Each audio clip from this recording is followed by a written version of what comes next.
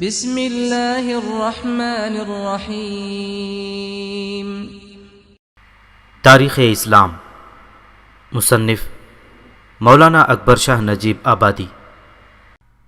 دوسرا باب، حضرت محمد صلی اللہ علیہ وسلم۔ طلوع سحر۔ آفتاب کے طلوع ہونے سے تھوڑی دیر پیشتر صبح کی ہلکی ہلکی روشنی افق مشرق سے نمودار ہونی شروع ہو جاتی ہے۔ جیسا کہ پہلے بیان ہو چکا ہے، تمام دنیا پر شب دیجور کی سیاہی اور جہالت و کفر کی تاریکی چھائی ہوئی تھی۔ اس عالمگیر گمراہی کے تاریک شب کے ختم ہونے کا وقت آیا تو طلوع آفتاب کی خبر دینے کے لیے اول سپیدی سحر نمودار ہوا۔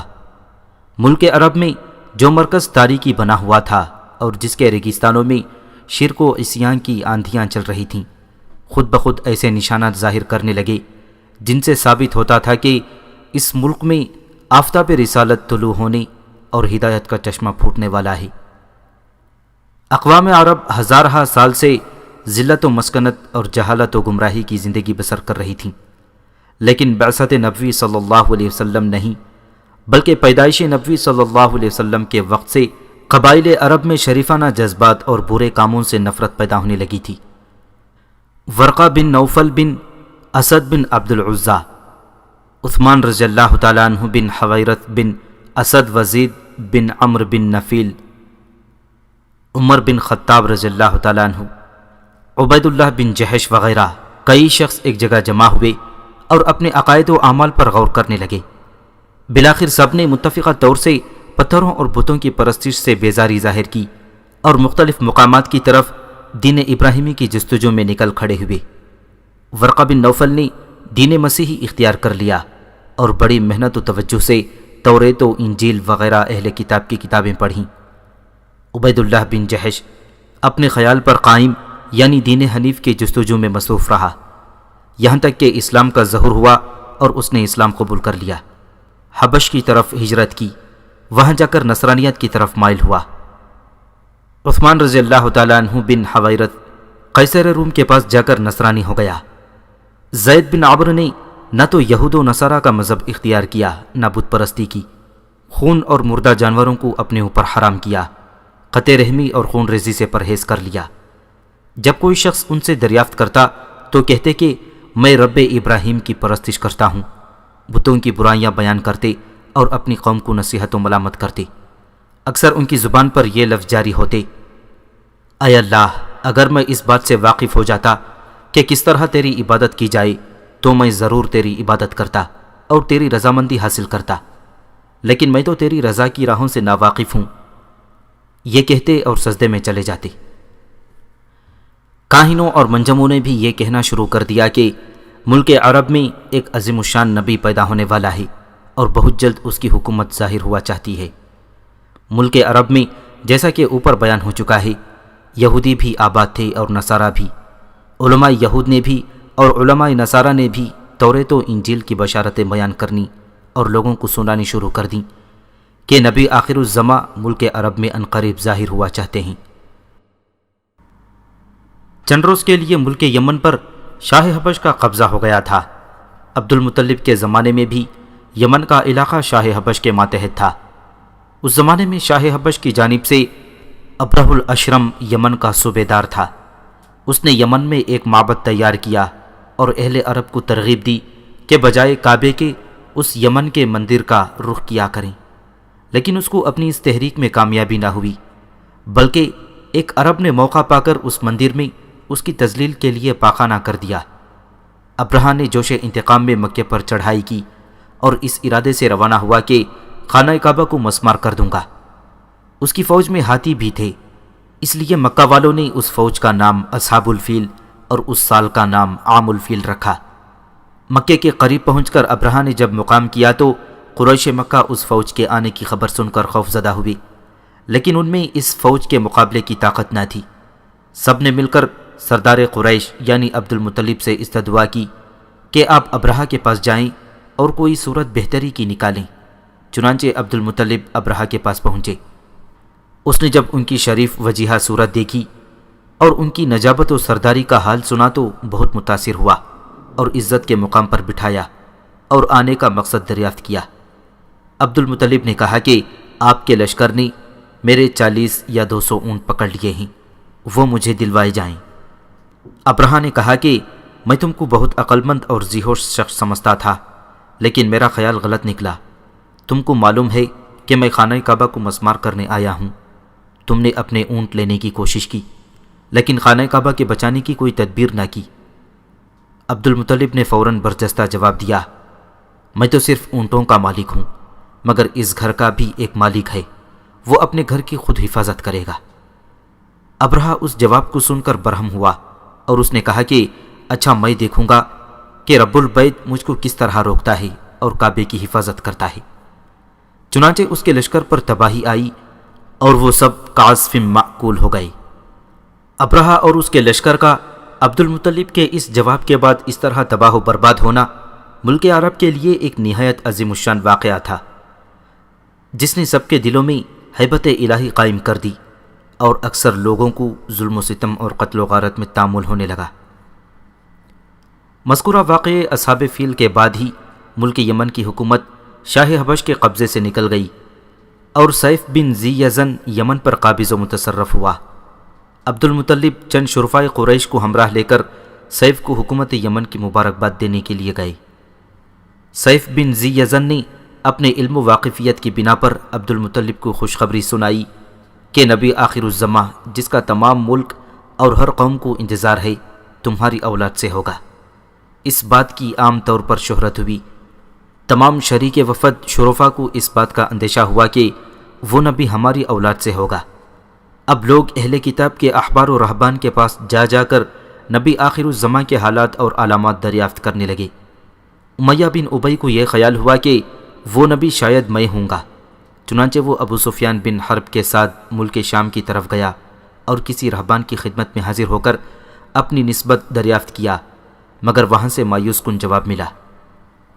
دنیا میں کسی بڑے نبی یا رسول کی بعثت یا پیدائش کے وقت آسمان پر بڑی کثرت سے اور غیر معمولی طور پر ستارے ٹوٹتے ہوئے دیکھے جاتے رہے ہیں، چنانچہ اسی کثرت سے غیر معمولی طور پر آن حضرت صلی اللہ علیہ وسلم کی پیدائش کے قریب شہاب ثاقب آسمان پر نمودار ہوئے، اور علماء اہل کتاب نے حکم لگایا کہ یہ نبی آخر الزماں کی پیدائش کا زمانہ ہے۔ چنانچہ 9 ربیع الاول سن 1 عام الفیل بمطابق 40 جلوس کسریٰ نوشیروان بمطابق 22 اپریل 571 عیسوی بروز دوشنبہ بعد از صبح صادق اور قبل از طلوع آفتاب محمد الرسول اللہ صلی اللہ علیہ وسلم پیدا ہوئے۔ ذبیح ثانی عبداللہ بن عبد المطلب۔ چاہے زمزم کی اصل حضرت اسماعیل علیہ السلام سے ہے کہ جب وہ اور ان کی ماں حضرت حاجرہ علیہ السلام مکے کے صحرائے لقودق میں پیاس سے بیتاب ہوئے تو اللہ تعالیٰ کے حکم سے وہاں پانی کا چشمہ نمودار ہوا۔ حضرت حاجرہ علیہ السلام نے اس پانی کو چاروں طرف سے مینٹ باندھ کر گھیر دیا اور وہ ایک کنویں کی صورت بن گیا۔ کچھ عرصے تک تو وہ اسی حالت میں رہا اور پھر بعد اس کے وہ مٹی سے اٹ گیا اور رفتہ رفتہ اس کا مقام اور جگہ بھی کسی کو معلوم نہ رہی۔ چاہے زمزم کا صرف تذکرہ ہی تذکرہ لوگوں کی زبان پر رہ گیا تھا۔ جب عبد المطلب کے ہاتھ میں سقایت الحاج کا کام آیا تو انہوں نے چاہے زمزم کا پتہ و مقام تلاش کرنا شروع کر دیا۔ بہت دنوں تک عبد المطلب اور ان کا بڑا لڑکا حارث چاہے زمزم کی تلاش میں سرگرداں رہے، مگر چاہے زمزم کا پتہ نہ چل سکا۔ قریش میں سے کسی نے ان کی مدد ان کے کام میں نہ کی، بلکہ باپ بیٹے کا مذاق اڑایا کرتے تھے۔ آن حضرت صلی اللہ علیہ وسلم کے والد ماجد۔ ایک روز عبد المطلب نے خواب میں چاہے زمزم کا نشان دیکھا اور کھودنا شروع کر دیا۔ یہ وہ مقام تھا جہاں اصاف اور نائلہ 2 بت رکھے ہوئے تھے۔ قریش مانے ہوئے اور لڑنے کو تیار ہو گئے۔ یہ صرف 2 ہی شخص باپ بیٹے تھے، کوئی مددگار و معاون ان کا نہ تھا۔ تاہم یہ غالب ہوئے اور کنواں کھودنے کے کام میں مصروف رہے۔ اس وقت عبد المطلب نے اپنی تنہائی کو محسوس کیا اور منت مانی کہ اگر اللہ تعالیٰ مجھ کو 10 بیٹے عطا کرے اور پانی کا چشمہ بھی نکل آئے تو میں اپنے بیٹوں میں سے ایک کو اللہ کے نام پر قربان کروں گا۔ چند روز کی محنت کے بعد چشمہ بھی نکل آیا اور اللہ تعالیٰ نے عبد المطلب کو 10 بیٹے عطا کیے۔ چاہے زمزم کے نکل آنے سے قریش میں عبد المطلب کا سکہ بیٹھ گیا تھا اور سب ان کی سرداری اور بزرگی کے قائل ہو گئے تھے۔ جب عبد المطلب کے بیٹے جوان ہو گئے تو انہوں نے اپنی مانی ہوئی منت پوری کرنی چاہی۔ سب بیٹوں کو لے کر کعبے میں گئے، حبل کے سامنے قرعہ اندازی کی۔ اتفاق کی بات، قرعے کا تیر سب سے چھوٹے بیٹے عبداللہ کے نام نکلا، جو عبد المطلب کو سب سے زیادہ عزیز تھا۔ عبد المطلب چونکہ اپنی نظر کو پورا کرنا چاہتے تھے، مجبوراً عبداللہ کو ہمراہ لے کر قربان گاہ کی طرف چلے۔ عبداللہ کے تمام بھائیوں بہنوں اور قریش کے سرداروں نے عبد المطلب کو ان کی اس حرکت یعنی عبداللہ کے ذبح کرنے سے باز رکھنا چاہا، مگر عبد المطلب نہ مانی۔ آخرکار بڑی رد و قت کے بعد یہ معاملہ سجا نامی کاہنہ کی طرف رجوع کیا گیا۔ اس نے کہا، تمہارے ہاں ایک آدمی کا خون بہا 10 اونٹ ہیں، بس تم ایک طرف 10 اونٹوں کو ذبح کرو اور قرعہ عبداللہ کے نام پر آئے تو 10 اونٹ اور بڑھا کر 20 اونٹ عبداللہ کے بالمقابل رکھو اور پھر قرعہ ڈالو۔ اسی طرح ہر مرتبہ 10 اونٹ بڑھاتے جاؤ یہاں تک کہ قرعہ اونٹوں کے نام پر آ جائے۔ چنانچہ ایسا ہی کیا گیا اور قرعہ عبداللہ ہی کے نام نکلتا رہا، یہاں تک کہ جب اونٹوں کی تعداد 100 ہو گئی تب اونٹوں کے نام قرعہ آیا۔ عبد المطلب نے اپنی تسکین خاطر کے لیے 2 مرتبہ پھر قرعہ ڈالا اور اب ہر مرتبہ اونٹوں ہی کے نام پر قرعہ نکلا۔ وہ 100 اونٹ ذبح کیے گئے اور عبداللہ کی جان بچی۔ اس وقت سے ایک آدمی کا خون بہا قریش میں 100 اونٹ مقرر ہوئے۔ عبد المطلب کے کل 13 بیٹے اور 6 بیٹیاں پیدا ہوئیں، جن کا شجر نسب دیکھا جا سکتا ہے۔ عام الفیل کے چند دن پہلے عبد المطلب نے اپنے بیٹے عبداللہ کی شادی قریش کے معزز گھرانے میں منہ بنت وہب سے کر دی تھی۔ اس وقت عبداللہ کی عمر 24 سال کی تھی۔ اسی موقع پر عبد المطلب نے حالہ بنت وہب سے، جو آمینہ کی رشتہ دار تھیں، اپنی شادی کی تھی۔ اسی حالہ بنت وہب کے بطن سے حضرت حمزہ رضی اللہ تعالیٰ عنہ پیدا ہوئے تھے۔ شادی کے چند روز بعد عبد المطلب نے عبداللہ کو ایک تجارتی قافلے کے ساتھ بغرض تجارت شام کی طرف روانہ کیا۔ واپسی میں عبداللہ بیمار ہو کر مدینے میں اپنے رشتہ داروں کے پاس ٹھہر گئے اور اپنی بیماری کا حال باپ کے پاس کہلوا بھیجا۔ مکے میں جب عبداللہ کی بیماری کا حال عبد المطلب کو معلوم ہوا تو انہوں نے اپنے بیٹے حارث کو عبداللہ کی خبر گیری اور مکے میں بحفاظت واپس لانے کے لیے بھیجا۔ حارث کے مدینہ پہنچنے سے پہلے ہی عبداللہ فوت ہو کر اپنے رشتہ دار بنو نجار کے قبرستان میں مدفون ہو چکے تھے۔ حارث نے مکے میں واپس آ کر یہ روح فرسا اور جان گسل خبر عبد المطلب کو سنائی۔ عبداللہ نے اپنے بعد چند اونٹ، چند بکریاں اور ایک لونڈی ام ایمن ترکہ چھوڑا تھا۔ حضرت آمینہ رضی اللہ تعالیٰ عنہا حاملہ تھیں اور آن حضرت صلی اللہ علیہ وسلم ابھی شکم مادری میں تھے کہ یتیم ہو گئی۔ آپ صلی اللہ علیہ وسلم کے والد عبداللہ کی عمر 25 سال ہی کی تھی کہ فوت ہو گئے تھے۔ واقعہ اصحاب الفیل کے 52 یا 55 روز کے بعد آپ صلی اللہ علیہ وسلم ماں کے پیٹ سے پیدا ہوئے۔ ماں نے ایام حمل میں ہی خواب میں دیکھا تھا کہ فرشتے نے ان سے آ کر کہا کہ جو بچہ تیرے پیٹ میں ہے اس کا نام احمد ہے، اس لیے ماں نے آپ کا نام احمد رکھا۔ عبد المطلب نے اس پوتے کا نام محمد رکھا۔ ابو الفدا کی روایت کے موافق لوگوں نے تعجب کے ساتھ عبد المطلب سے دریافت کیا کہ آپ نے اپنے خاندان کے مروجہ ناموں کو چھوڑ کر یہ نیا نام کیوں اختیار کیا ہے؟ عبد المطلب نے جواب دیا، اس لیے کہ میرا پوتا دنیا بھر کی ستائش و تعریف کا شایان قرار پائے گا۔ ابن سعد رضی اللہ تعالیٰ عنہ سے مروی ہے کہ جب رسول اللہ صلی اللہ علیہ وسلم پیدا ہوئے تو آپ کے ساتھ کچھ آلائش نہ نکلی جیسی کہ اور بچوں کے ساتھ بوقت پیدائش نکلتی ہے۔ آپ صلی اللہ علیہ وسلم ماں کے پیٹ سے ہی مختون پیدا ہوئے تھے۔ مورخین نے یہ بھی روایت کی ہے کہ جب آپ صلی اللہ علیہ وسلم پیدا ہوئے ٹھیک اسی وقت کسرائے نوشیروان کے محل میں سخت زلزلہ آیا اور اس کی 14 کنکرے گر گئے۔ استخر کا مشہور آتش کدہ دفتن بجھ گیا۔ عبد المطلب نے آپ کی پیدائش کے 7ویں دن اس خوشی میں قربانی کی اور تمام قریش کو دعوت دی۔ ایام طفولیت۔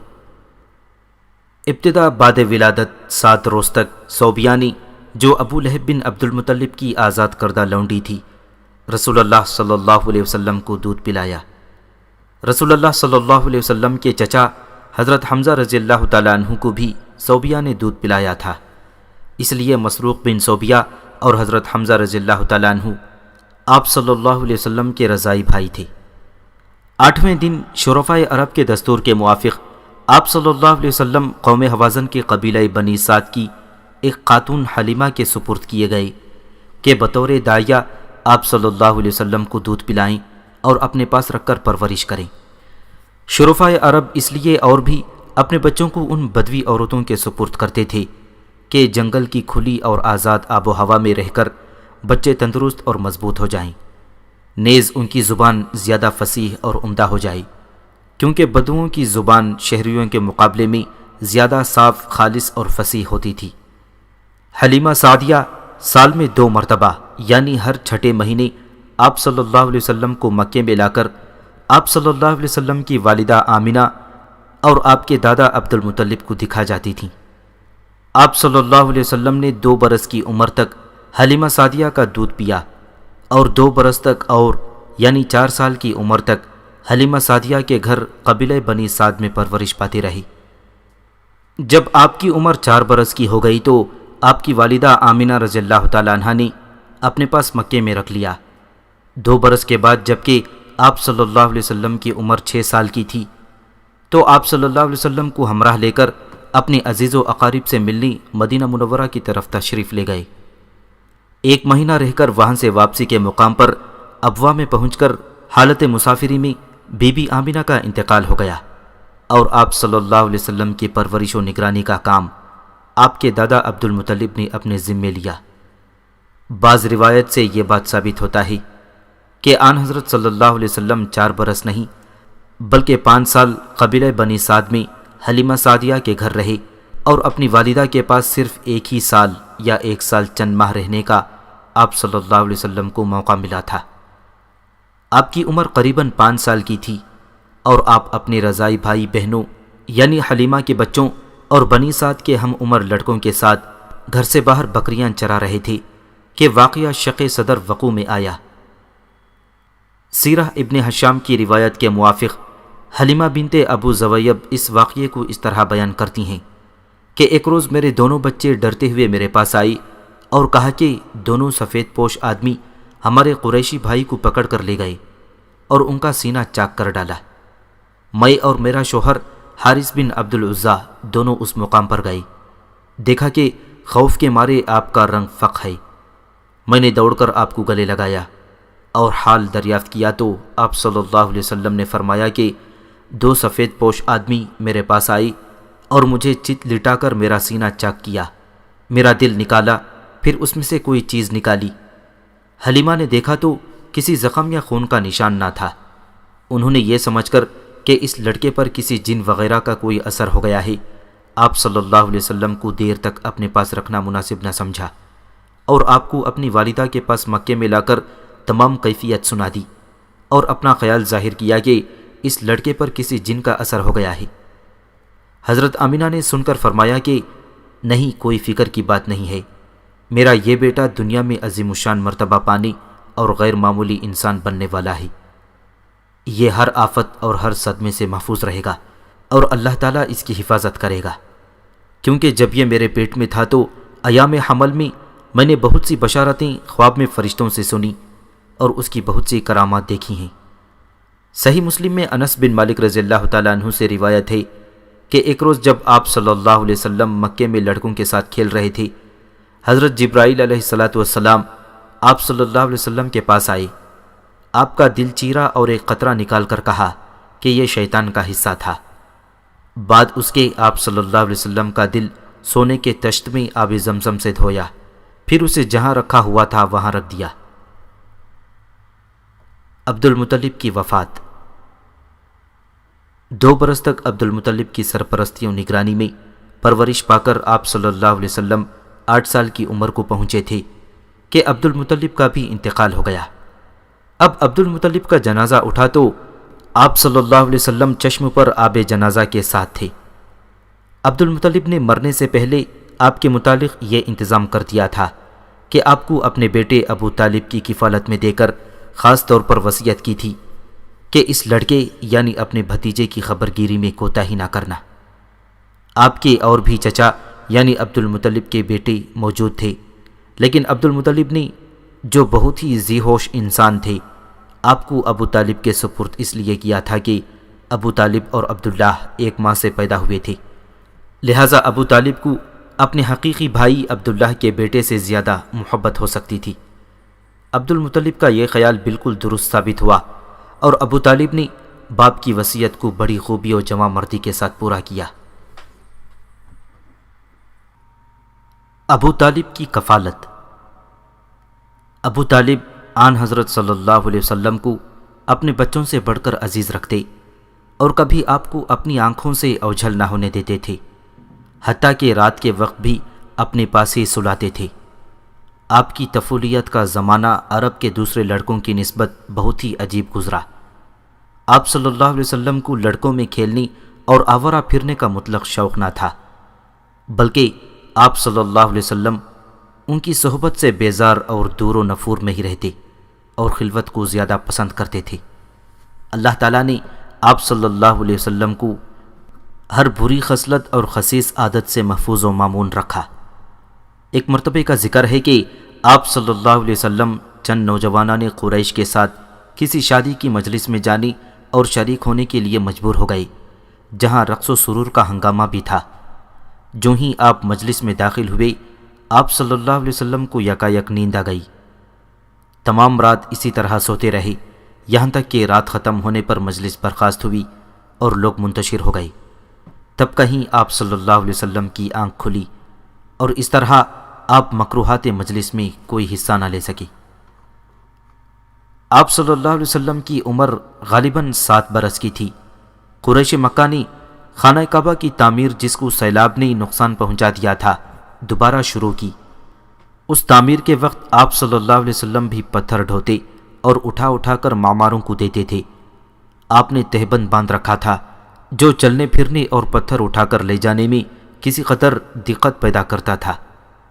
چونکہ 7 برس کی عمر کے بچے کا ننگا پھرنا وہ لوگ کچھ معیوب نہ جانتے تھے، اس لیے آپ صلی اللہ علیہ وسلم کے چچا حضرت عباس رضی اللہ تعالیٰ عنہ نے آپ کو تہبند کی دقت سے آزاد کرنے کے لیے آپ سے کچھ کہے بغیر تہبند کا سرا پکڑ کر جھٹکا دیا اور آپ صلی اللہ علیہ وسلم کو ننگا کر دیا۔ آپ اس قدر شرم و حیا رکھتے تھے کہ ننگے ہوتے ہی بے ہوش ہو گئے اور لوگوں کے سامنے اپنے ننگے ہونے کو برداشت نہ کیا۔ سب کو آپ کی اس شرم و حیا کے معلوم ہونے سے تعجب ہوا اور فوراً تہبند باندھ دیا گیا۔ پہلا سفر شام۔ آپ صلی اللہ علیہ وسلم کی عمر 12 سال کی تھی کہ ابو طالب ایک تجارتی قافلے کے ہمراہ کچھ مال تجارت لے کر شام کی طرف جانے لگے اور آپ صلی اللہ علیہ وسلم کو مکے ہی میں چھوڑ جانا چاہا۔ چونکہ آپ صلی اللہ علیہ وسلم ابو طالب کی کفالت میں آ کر ہمہ وقت ان کے ساتھ رہتے تھے، اس جدائی کو برداشت نہ کر سکے۔ ابو طالب نے بھتیجے کی دل شکنی گوارہ نہ کی اور آپ کو بھی اپنے ہمراہ ملک شام کی طرف لے گئے۔ ملک شام کے جنوبی حصے میں ایک مقام بصرہ ہے۔ جب قافلہ وہاں پہنچا تو ایک عیسائی راہب نے جو وہاں رہتا تھا اور جس کا نام بحیرہ تھا، آپ صلی اللہ علیہ وسلم کو دیکھا اور پہچان لیا کہ یہی نبی آخر الزماں ہے۔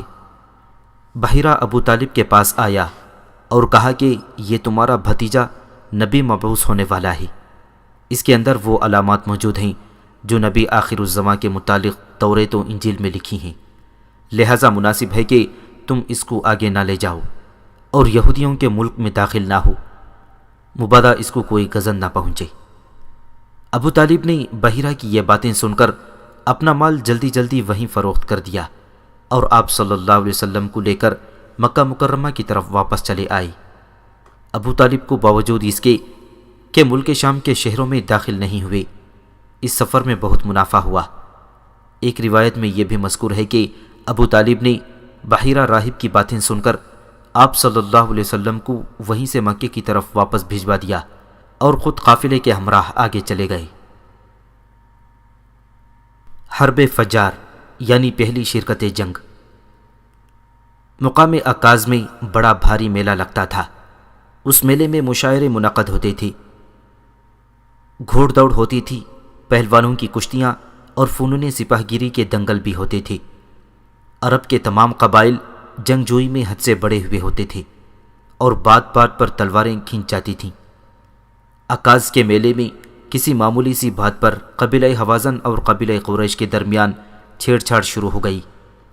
اول تو دونوں قبیلوں کے سمجھدار لوگوں نے بات کو بڑھنے نہ دیا اور معاملہ رفع دفع ہو گیا، لیکن شرپسند لوگ بھی ہر قوم میں بکثرت ہوا کرتے تھے۔ نتیجہ یہ ہوا کہ معاملہ درست ہونے کے بعد پھر بگڑا اور جدال و قتال کا بازار گرم ہو گیا۔ یہ لڑائی محرم الحرام میں لڑنا سخت گناہ کا کام تھا۔ اس مہینے میں جاری شدہ لڑائیاں بھی ملتوی ہو جاتی تھیں۔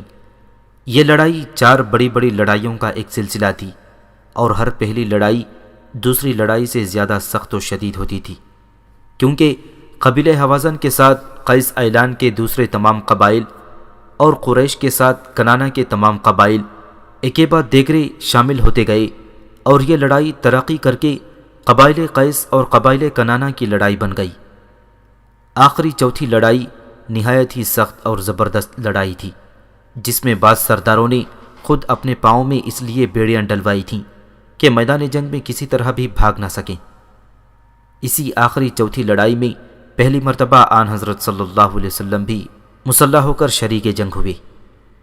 بنو کنانہ میں ہر قبیلے کا سالار جدا جدا تھا، چنانچہ بنو ہاشم کے سردار آپ صلی اللہ علیہ وسلم کے چچا زبیر بن عبد المطلب تھے، اور ساری فوج یعنی تمام بنو کنانہ کا سپہ سالار اعظم حرب بن امیہ تھا۔ آن حضرت صلی اللہ علیہ وسلم کی عمر اس وقت 15 سال کی تھی۔ آپ کے سپرد یہ خدمت تھی کہ آپ صلی اللہ علیہ وسلم اپنے چچوں کو تیر اٹھا اٹھا کر دیتے جاتے تھے۔ آپ کو خود کسی سے مقابلے اور قتال کا موقع نہیں ملا۔ اس لڑائی میں اول تو بنو حوازن غالب نظر آتے تھے، بالآخر بنو کنانہ غالب اور قبائل قیس مغلوب ہوئے۔ ابن خلدون کی روایت کے مطابق حرب فجار کے وقت آپ صلی اللہ علیہ وسلم کی عمر 10 برس کی تھی۔ تجارت۔ آن حضرت صلی اللہ علیہ وسلم جوان ہوئے تو آپ صلی اللہ علیہ وسلم کو تجارت کی طرف توجہ ہوئی۔ آپ صلی اللہ علیہ وسلم کے چچا ابو طالب نے بھی آپ کے لیے اسی شغل کو پسند کیا۔ آپ صلی اللہ علیہ وسلم تجارتی قافلوں کے ہمراہ مال تجارت لے کر کئی مرتبہ گئے اور ہر مرتبہ منافع ہوا۔ ان سفیروں میں لوگوں نے آپ صلی اللہ علیہ وسلم کی دیانت و امانت اور خوش معاملگی کا بغور معائنہ کیا۔ نیز شہر مکہ میں جن لوگوں سے بھی آپ صلی اللہ علیہ وسلم کا معاملہ ہوا، سبھی نے آپ کو بے حد امین، صادق القول، راستے کردار اور خوش معاملہ پایا۔ عبداللہ بن ابی الحمصہ رضی اللہ تعالیٰ عنہ ایک صحابی بیان کرتے ہیں کہ بعثت سے پہلے اسی زمانے میں نے آن حضرت صلی اللہ علیہ وسلم سے کوئی معاملے کی بات کی۔ اب بھی بات ختم نہ ہوئی تھی کہ مجھ کو کسی ضرورت سے دوسری طرف جانا پڑا، اور جاتے ہوئے آپ صلی اللہ علیہ وسلم سے یہ کہہ گیا کہ یہیں ٹھہریں، میں ابھی واپس آ کر معاملہ ختم کر دوں گا۔ وہاں سے جدا ہو کر مجھ کو اپنا وعدہ یاد نہ رہا۔ جب تیسرے دن اس طرف کو گزرا تو دیکھا کہ آپ صلی اللہ علیہ وسلم اسی جگہ کھڑے ہیں۔ آپ صلی اللہ علیہ وسلم نے مجھ کو دیکھ کر صرف اسی قدر کہا کہ مجھ کو تم نے تکلیف و محنت میں ڈال دیا، میں اس وقت تک اسی جگہ تمہارے انتظار میں ہوں۔ اسی طرح صائب رضی اللہ تعالیٰ عنہ ایک صحابی نے فرمایا کہ میں صائب کو تم سے زیادہ جانتا ہوں۔ صائب رضی اللہ تعالیٰ عنہ نے عرض کیا کہ میرے ماں باپ آپ پر قربان ہوں، آپ ایک مرتبہ تجارت میں میرے شریک رہے تھے اور آپ نے معاملہ ہمیشہ صاف رکھا۔ حضرت خدیجہ رضی اللہ تعالیٰ عنہ کی پیشکش۔ قبیلہ بنو اسد کی ایک معزز خاتون خدیجہ رضی اللہ تعالیٰ عنہ بنت خولد قریش میں ایک مالدار عورت سمجھی جاتی تھیں۔ وہ بیوہ تھیں اور اب تک 2 خاوندوں سے شادی کر چکی تھیں۔ ان کے دوسرے خاوند نے بہت کچھ مال و اسباب چھوڑا تھا۔ حضرت خدیجہ اپنے کارندوں کے ہاتھ ہمیشہ شام، عراق اور یمن کی طرف مال تجارت روانہ کیا کرتی تھیں۔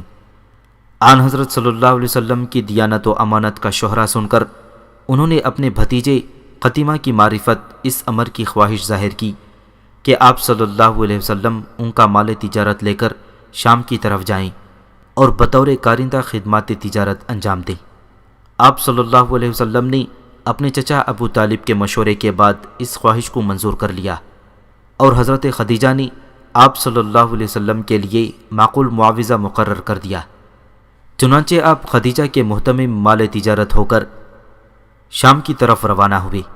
اس سفر میں خدیجہ کا غلام میسرہ اور خدیجہ کا ایک عزیز خزیمہ ابن حکیم بھی آن حضرت صلی اللہ علیہ وسلم کے ہمراہ تھے۔ شام کا دوسرا سفر۔ یہ تجارتی قافلہ جس کے ہمراہ آپ صلی اللہ علیہ وسلم خدیجہ رضی اللہ تعالیٰ عنہ کا مال لے کر روانہ ہوئے تھے، ملک شام میں داخل ہو کر ایک صومعہ کے قریب ٹھہرا۔ اس صومعے میں ایک راہب رہتا تھا جس کا نام نستورہ تھا۔ نستورہ نے آن حضرت صلی اللہ علیہ وسلم کو دیکھا تو اپنے صومعہ سے بعض کتب سماویہ لے کر آیا۔ اس نے آپ صلی اللہ علیہ وسلم کے پاس آ کر آپ کے جسم اور چہرے کی دیکھ بھال شروع کر دی۔ کبھی آپ کو دیکھتا، کبھی کتب سماویہ کو پڑھتا اور مقابلہ کرتا۔ اس عجیب کیفیت کو دیکھ کر خزیمہ کے دل میں شک پیدا ہوا، اور اس نے بلند آواز سے یا آل غالب کہا، یعنی آل غالب جلدی مدد کو پہنچو۔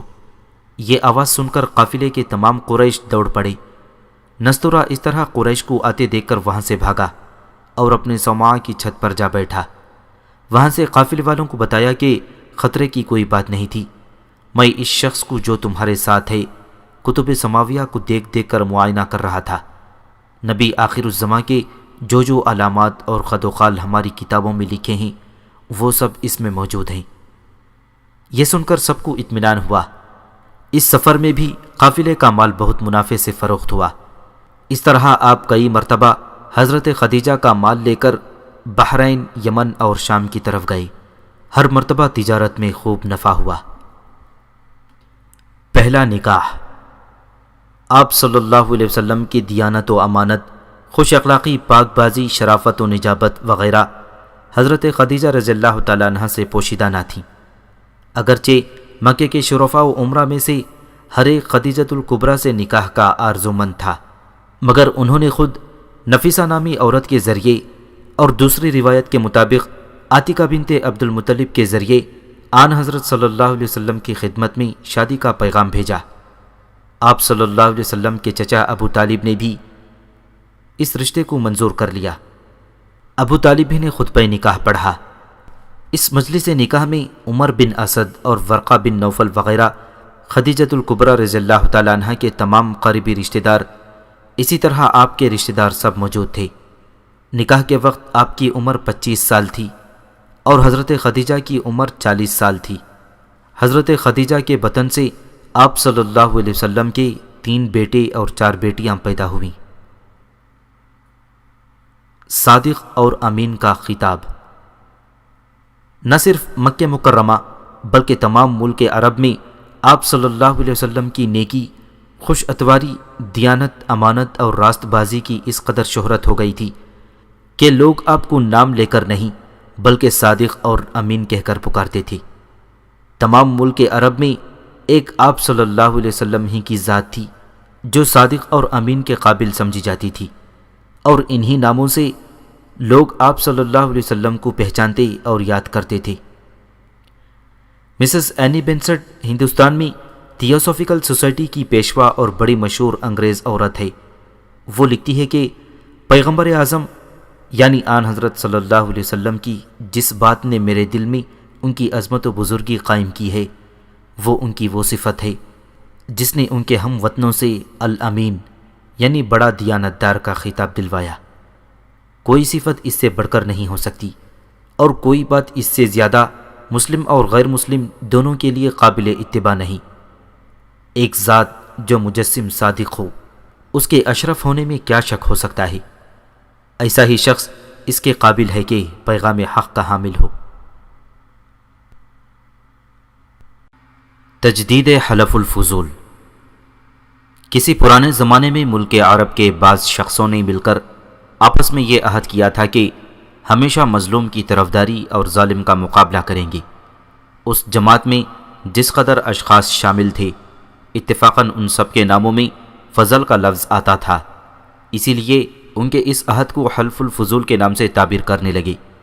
یہ جماعت اب ملک عرب میں باقی نہ رہی تھی، مگر اس کا تذکرہ لوگوں کی زبان پر آ جاتا تھا۔ حرب فجار کے بعد آن حضرت صلی اللہ علیہ وسلم کے چچا زبیر رضی اللہ تعالیٰ عنہ بن عبد المطلب کے دل میں یہ تحریک پیدا ہوئی کہ اس تحریک کو پھر ازسر نو تازہ کیا جائے۔ چنانچہ بعض اشخاص نے عبداللہ بن جدعان کے مکان پر جمع ہو کر قسم کھائی کہ اب ہمیشہ ظالم کا مقابلہ اور مظلوم کی مدد کریں گے۔ اس قسم میں آن حضرت صلی اللہ علیہ وسلم بھی، جو اس زمانے میں لڑکے ہی تھے، شریک تھے۔ اب جبکہ آپ صلی اللہ علیہ وسلم جوان ہو گئے تو آپ صلی اللہ علیہ وسلم نے اکثر قبیلوں کے سرداروں اور سمجھدار لوگوں کو ملک کی بدامنی، مسافروں کے لٹنے، ضعیفوں اور غریبوں پر زبردستوں کے امیروں کے ظلم کرنے کا حال بیان فرما کر ان سب باتوں کی اصلاح کے لیے آمادہ کیا۔ بالآخر ایک انجمن قائم ہو گئی جس میں بنو ہاشم، بنو عبد المطلب، بنو اسد، بنو زہرہ، بنو تمیم شامل ہوئے، مگر اس انجمن کے ہر ایک ممبر کو یہ اقرار کرنا پڑتا تھا کہ ہم ملک سے بدامنی دور کریں گے، مسافروں کی حفاظت کیا کریں گے، غریبوں کی امداد کیا کریں گے، زبردستوں کو ظلم کرنے سے روکیں گے۔ اس انجمن کے ذریعے اللہ کی مخلوق کو بہت کچھ نفع پہنچنے لگا تھا۔ زمان نبوت میں بھی آپ صلی اللہ علیہ وسلم فرمایا کرتے تھے کہ اگر آج بھی کوئی اس معاہدے کے نام سے مجھ کو بلائے اور مدد طلب کرے تو میں اس کا جواب دوں گا۔ قبائل قریش میں رسالت مآب صلی اللہ علیہ وسلم کا حاکم مقرر ہونا۔ خانہ کعبہ میں کسی بد احتیاطی کے سبب آگ لگ گئی تھی، جس کے صدمے سے دیواریں بھی جا بجا شق ہو گئی تھیں۔ قریش نے ارادہ کیا کہ اس عمارت کو منہدم کر کے پھر ازسر نو تعمیر کیا جائے۔ اس رائے پر تو سب کا اتفاق ہو گیا، لیکن کھڑی ہوئی عمارت کو منہدم کرنے پر کوئی آمادہ نہ ہوتا تھا اور سب ڈرتے تھے۔ آخر سرداران قریش میں سے ولید بن مغیرہ نے اس کام کو شروع کر دیا۔ پھر رفتہ رفتہ تمام قبائل اس انہدام کے کام میں شریک ہو گئے۔ اسی زمانے میں بندرگاہ جدہ کے قریب ایک جہاز ٹوٹ کر ناکارہ ہو گیا تھا۔ اس کا حال معلوم ہوا تو قریش نے اپنے معتمد آدمیوں کو بھیج کر اس جہاز کی لکڑی خرید لی اور کارآمد لکڑیاں اونٹوں پر لاد کر مکہ میں لے آئے۔ یہ لکڑی خانہ کعبہ کی چھت کے لیے خریدی گئی تھی۔ کعبے کی دیواروں کو منہدم کرتے ہوئے جب تعمیر ابراہیمی کی بنیادوں تک پہنچے تو پھر تعمیر شروع کر دی۔ چونکہ چھت کے لیے پوری لکڑی نہ تھی، اس لیے خانہ کعبہ کو ابراہیمی بنیادوں پر پورا تعمیر نہیں کیا، بلکہ ایک طرف تھوڑی جگہ چھوڑ دی۔ اب تعمیر بلند ہوتے ہوتے اس مقام تک پہنچ گئی کہ حجر اسود کو رکھا جائے۔ قبائل قریش میں ایک فساد برپا ہو گیا اور جنگ عظیم کے سامان پیدا ہو گئے۔ یہ جھگڑا اس بات پر ہوا کہ ہر ایک قبیلے کا سردار یہ چاہتا تھا کہ حجر اسود کو میں اپنے ہاتھوں سے رکھوں۔ قبائل میں ایک دوسرے کے خلاف ضد پڑ گئی اور ہر طرف سے تلواریں کھینچ گئیں۔ بنو عبد الدار مرنے اور مارنے پر قسم کھا بیٹھے۔ اس جھگڑے میں 5 روز تک تعمیر کا کام بند رہا۔ آخر قبائل قریش خانہ کعبہ میں جمع ہوئے اور ایک مجلس منعقد ہوئی۔ اس مجلس میں ابو امیہ بن مغیرہ نے تجویز پیش کی کہ جو شخص سب سے پہلے خانہ کعبہ میں داخل ہوتا ہوا نظر آئے اسی کو حاکم مقرر کیا جائے، وہ جو فیصلہ کرے سب اس پر رضامند ہو جائیں۔ لوگوں نے نگاہ اٹھا کر جو دیکھا تو آن حضرت صلی اللہ علیہ وسلم داخل ہو رہے تھے۔ سب نے آپ صلی اللہ علیہ وسلم کو دیکھتے ہی الامین الامین پکارا اور کہا کہ آپ صلی اللہ علیہ وسلم کے فیصلے پر ہم رضامند ہیں۔ آپ اس مجلس میں داخل ہوئے تو سب نے معاملے کو آپ کی طرف رجوع کیا اور کہا کہ آپ جس کے حق میں چاہیں فیصلہ کر دیں، ہم آپ کے ہر فیصلے پر رضامند ہیں۔ یہ ذرا سوچنے اور غور کرنے کا موقع ہے کہ جس عزت اور شرف کو ہر قبیلہ حاصل کرنا چاہتا تھا اور خون سے بھرے ہوئے پیالے میں انگلیاں ڈال کر اس زمانے کی رسم کے موافق مرنے مارنے پر شدید و غلیظ قسمیں کھا چکے تھے، اس عزت و شرف کے معاملے کو آن حضرت صلی اللہ علیہ وسلم کے سپرد کرنے میں سب مطمئن ہیں، جو دلیل اس امر کی ہے کہ آپ کی دیانت اور منصف مزاجی پر سب ایمان لائے ہوئے تھے۔ آپ نے معاملے سے آگاہ ہو کر اسی وقت ذرا سی دیر میں جھگڑے کو ختم کر دیا اور تمام بوڑھے اور تجربے کار سرداران قریش آپ کی ذہانت، قوت فیصلہ اور منصف مزاجی کو دیکھ کر حیران رہ گئے اور سب نے بالاتفاق احسنت و مرحبا کی صدائیں بلند کیں۔ آپ صلی اللہ علیہ وسلم نے اس طرح فیصلہ کیا کہ ایک چادر بچھائی، اس پر اسود اپنے ہاتھ سے رکھ دیا، پھر ہر ایک قبیلے کے سردار سے کہا کہ چادر کے کنارے کو پکڑ لو۔ چنانچہ تمام سرداران قریش نے مل کر اس چادر کے کنارے چاروں طرف سے پکڑ کر پتھر کو اٹھایا۔ جب پتھر اس مقام پر پہنچ گیا جہاں اس کو نصب کرنا تھا تو آپ صلی اللہ علیہ وسلم نے چادر سے اٹھا کر وہاں نصب کر دیا۔ کسی کو کوئی شکایت باقی نہ رہی اور سب آپس میں رضامند رہے۔ اس واقعے میں عتبہ بن ربیعہ بن عبد الشمس، اسود بن مطلب بن اسد بن عبد العزیٰ، ابو حذیفہ بن مغیرہ بن عمرو بن مخزوم اور قیس بن عدی السہمی 4 شخص بہت پیش تھے اور کسی طرح دوسرے کے حق میں معاملے کو چھوڑنا نہ چاہتے تھے۔ اس فیصلے سے یہ چاروں بہت خوش اور مسرور تھے۔ اگر ملک عرب میں یہ جنگ چھڑ جاتی تو یقیناً یہ تمام ان لڑائیوں سے زیادہ ہیبت ناک اور تباہ کن جنگ ثابت ہوتی جو اب تک زمانہ جاہلیت میں ہو چکی تھی۔ جس زمانے میں آپ صلی اللہ علیہ وسلم نے اس حجر اسود والے جھگڑے کا فیصلہ کیا تھا، آپ صلی اللہ علیہ وسلم کی عمر 35 سال تھی۔ غریبوں کی کفالت۔ آپ صلی اللہ علیہ وسلم کی عزت اور قبولیت مکے میں غالباً سب پر فائق تھی۔ کوئی آپ کا دشمن نہ تھا۔ آپ سے محبت کرنے والے اور آپ کو عزت کی نگاہ سے دیکھنے والے بہت تھے۔ آپ صلی اللہ علیہ وسلم کی دانائی، خوش اتواری، راست کرداری اور دیانت و امانت کا تمام ملک میں چرچا تھا۔ تجارت آپ صلی اللہ علیہ وسلم کا پیشہ تھا اور خدیجۃ الکبریٰ رضی اللہ تعالی عنہا سے شادی کرنے کے بعد آپ فارغ البالی سے زندگی بسر کرتے تھے۔ ایک مرتبہ قحط کے ایام تھے۔ آپ صلی اللہ علیہ وسلم کے چچا ابو طالب عیالدار آدمی تھے۔ ان کی عزت و عظمت بزرگ خاندان اور سردار ابن ہاشم ہونے کے سبب بہت تھی، مگر افلاس و تنگی کے ساتھ ان کی گزر اوقات ہوتی تھی۔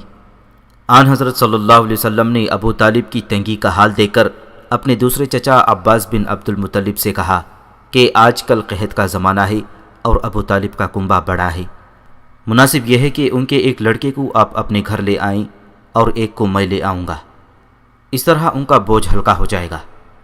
عباس بن عبد المطلب رضی اللہ تعالیٰ عنہ نے اس مشورے کو پسند کیا اور دونوں ابو طالب کی خدمت میں پہنچے اور اپنی خواہش بیان کی۔ ابو طالب نے کہا کہ عقیل کو تو میرے پاس رہنے دو اور باقیوں کو اگر تمہاری خواہش ہے تو لے جاؤ۔ چنانچہ جعفر بن ابو طالب رضی اللہ تعالیٰ عنہ کو تو عباس بن عبد المطلب رضی اللہ تعالیٰ عنہ اپنے گھر لے گئے اور علی بن طالب کو آن حضرت صلی اللہ علیہ وسلم اپنے گھر لے آئے۔ یہ واقعہ اسی سال کا ہے جس سال تعمیر کعبہ ہوئی، یعنی آن حضرت صلی اللہ علیہ وسلم کی عمر 35 سال کی تھی اور حضرت علی رضی اللہ تعالیٰ عنہ کی عمر 5 سال کے قریب تھی، مگر یہ تعمیر کعبہ کے واقعے سے پہلے کا ہے۔ زید بن حارث رضی اللہ تعالیٰ عنہ سے آپ صلی اللہ علیہ وسلم کی محبت۔ حضرت خدیجۃ الکبریٰ رضی اللہ تعالیٰ عنہ کے بھتیجے حکیم بن حزام کہیں سے ایک غلام خرید کر لائے تھے۔ انہوں نے اپنی پھوپھی حضرت خدیجہ رضی اللہ تعالیٰ عنہ کی نظر کیا۔ خدیجہ رضی اللہ تعالیٰ عنہ نے اس غلام کو آن حضرت صلی اللہ علیہ وسلم کی نظر کیا۔ یہی غلام زید بن حارث تھے۔ یہ در حقیقت ایک آزاد عیسائی خاندان کے لڑکے تھے، کسی لوٹ مار میں قید ہو کر اور غلام بنا کر فروخت کر دیے گئے تھے۔ کچھ دنوں کے بعد زید رضی اللہ تعالیٰ عنہ کے باپ حارث اور ان کے چچا کعب کو پتہ چلا کہ زید مکہ میں کسی شخص کے پاس بطور غلام رہتے ہیں۔ وہ دونوں مکے میں آئے اور آن حضرت صلی اللہ علیہ وسلم کی خدمت میں حاضر ہو کر عاجزانہ درخواست پیش کی کہ زید کو آزاد کر کے ہمارے سپرد کر دیجیے۔ آپ صلی اللہ علیہ وسلم نے فوراً ان کی درخواست منظور فرما لی اور کہا کہ اگر زید تمہارے ساتھ جانا چاہتا ہے تو میری طرف سے اس کو اجازت ہے۔ چنانچہ زید بلوائے گئے۔ آپ صلی اللہ علیہ وسلم نے زید سے کہا کہ ان دونوں شخصوں کو تم پہچانتے ہو کہ کون ہیں؟ زید رضی اللہ تعالیٰ عنہ نے کہا ہاں، یہ میرے والد اور چچا ہیں۔ آپ صلی اللہ علیہ وسلم نے فرمایا کہ یہ تم کو لینے آئے ہیں، میری طرف سے تم کو اجازت ہے کہ ان کے ہمراہ چلے جاؤ۔ زید نے کہا میں تو آپ کو چھوڑ کر ہرگز جانا نہیں چاہتا۔ زید کے باپ حارث نے خفا ہو کر زید سے کہا کہ غلامی کو آزادی پر ترجیح دیتا ہے۔ زید نے کہا ہاں، میں نے محمد صلی اللہ علیہ وسلم میں وہ بات دیکھی ہے کہ میں اپنے باپ اور تمام کائنات کو بھی ان پر ترجیح نہیں دے سکتا۔ آن حضرت صلی اللہ علیہ وسلم زید کا یہ جواب سن کر اٹھے اور زید کو ہمراہ لے کر فوراً خانہ کعبہ میں گئے اور بلند آواز سے فرمایا کہ لوگوں، گواہ رہو کہ آج سے زید کو آزاد کرتا ہوں اور اپنا بیٹا بناتا ہوں۔ یہ میرا وارث ہوگا اور میں اس کا وارث ہوں گا۔ زید رضی اللہ تعالیٰ عنہ کے باپ اور چچا دونوں اس کیفیت کو دیکھ کر خوش ہو گئے اور زید کو آن حضرت صلی اللہ علیہ وسلم کے پاس بخوشی چھوڑ کر چلے گئے۔ اس روز سے زید بجائے زید بن حارث کے زید بن محمد صلی اللہ علیہ وسلم کے نام سے پکارے جانے لگے۔ مگر آن حضرت صلی اللہ علیہ وسلم پر ہجرت کے بعد جب یہ حکم نازل ہوا کہ منہ بولا بیٹا بنانا جائز نہیں، تو زید کو پھر زید بن حارث کے نام سے پکارنے لگے۔ مگر آن حضرت صلی اللہ علیہ وسلم کی محبت و شفقت زید کے ساتھ وہی رہی جو پہلے تھی، اس میں اور اضافہ ہوتا رہا۔ اس واقعے سے اندازہ ہوتا ہے کہ نبوت سے پہلے آپ صلی اللہ علیہ وسلم کے اخلاق و خصائل کس قسم کے تھے۔ توجہ الی اللہ۔ آپ صلی اللہ علیہ وسلم کی عمر 32 یا 33 سال کی ہوگی کہ آپ کو توجہ الی اللہ اور خلوت گزینی کا شوق بڑھا۔ آپ صلی اللہ علیہ وسلم کو ایک روشنی اور چمک سی نظر آیا کرتی تھی اور آپ اس روشنی کو دیکھ کر مسرور ہوا کرتے تھے۔ اس روشنی میں کوئی صورت یا آواز نہیں ہوتی تھی۔ عرب کی مشرکانہ مراسم سے آپ صلی اللہ علیہ وسلم کو ہمیشہ نفرت تھی۔ ایک دفعہ مکے کے بعض مشرکوں نے کسی جلسے میں آپ کے سامنے کچھ کھانا رکھا جو بتوں کے چڑھاوے کا تھا۔ آپ نے وہ کھانا زید بن عمرو کی طرف سرکا دیا۔ انہوں نے بھی وہ کھانا نہیں کھایا اور ان مشرکوں کی طرف مخاطب ہو کر کہا کہ ہم بتوں کے چڑھاوے کا کھانا نہیں کھایا کرتے۔ یہ وہی زید بن عمرو بن نفیل ہیں جن کا اوپر ذکر ہو چکا ہے، جو حضرت عمر فاروق رضی اللہ تعالیٰ عنہ کے چچا تھے۔ آپ صلی اللہ علیہ وسلم خلوت اور تنہائی کی ساعات میں قدرت الہیہ پر غور و فکر کیا کرتے تھے اور تمہید و تقدیس الہی میں اکثر مصروف رہتے۔ شرک اور مشرکانہ کاموں سے آپ صلی اللہ علیہ وسلم بالکل محفوظ و مجتنب رہے۔ جوں جوں آپ کی عمر 40 سال کے قریب ہوتی گئی، تنہائی اور خلوت نشینی بڑھتی گئی۔ اکثر آپ صلی اللہ علیہ وسلم ستو اور پانی اپنے ہمراہ لے کر غار حرا میں چلے جاتے اور کئی دن تک وہاں مصروف عبادت اور ذکر الہی میں مشغول ہو جاتے۔ جب ستو اور پانی ختم ہو جاتا تو گھر سے آ کر یہی سامان اور لے جاتے اور پھر جا کر عبادت الہی میں مصروف ہو جاتے۔ غار حرا کوہ حرا میں، جس کو آج جبل نور کہتے ہیں، ایک غار تھا۔ مکے سے 3 میل کے فاصلے پر مینا کو جاتے ہوئے بائیں سمت واقع ہے۔ اس غار کا طول و عرض 4 اور پونے 2 گز کا تھا۔ اس حالت میں آپ کو سچے خواب نظر آتے تھے اور جو کچھ صبح کو ہونے اور پیش آنے والے واقعات ہوتے تھے وہ سب آپ صلی اللہ علیہ وسلم کو رات میں نظر آ جاتے تھے۔ 7 برس کا زمانہ اسی شوق عبادت اور توجہ الی اللہ میں گزرا، مگر آخری 6 مہینے میں گویا آپ صلی اللہ علیہ وسلم ہمیتاً عبادت الہی اور غار حرا کی خلوت نشینی میں ہی مصروف رہے، اور اسی 6 مہینے میں رویا صادقہ کا سلسلہ بلا انقطاع جاری رہا۔